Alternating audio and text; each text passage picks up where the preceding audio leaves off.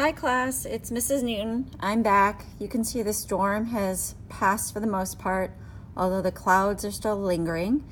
And I am going to go ahead and continue with Module 1, Lesson 13, and let's go over the next example explanation. Okay, so get out those workbooks from Learn. We're on page 190. Nope, my page is different than yours. I forgot about that. I'm hearing Jordan's voice calling out to the class what page we're on. So we're on Module 1, Lesson 13. We're going to go ahead and now look at B. And I want to do B because it has digits in the ones and tenths, like the first example, plus hundredths. Okay, so really the way we do the lesson in class, that's the way you should practice each of these problems. I'm thinking of a lot of you today and you were rushing it, or you want to do it mentally, and you're using the laminated place value chart, and then things get erased. I really think you need to do it just like we did in class.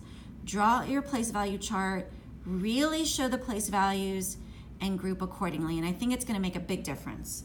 Okay, so let's go ahead, and the first thing we did today was that we rewrote the problem.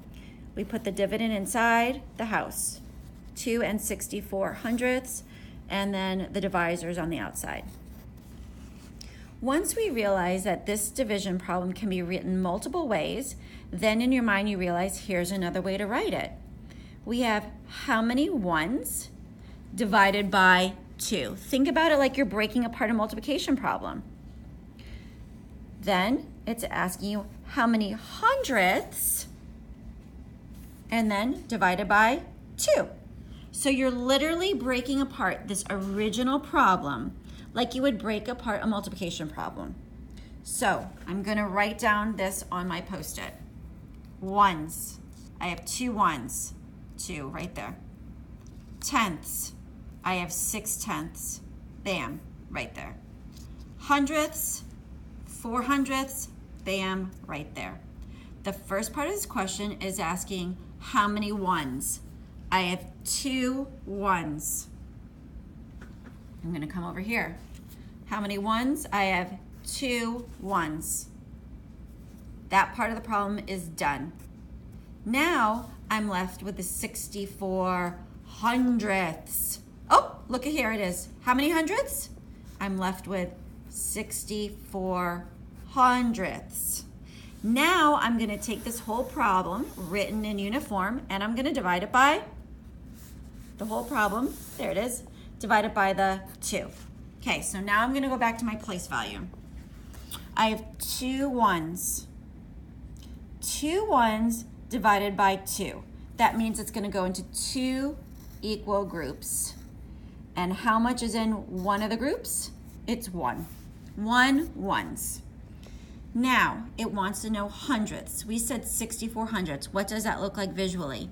That means these 6/10ths are gonna get unbundled, and I'm gonna have 60/100ths.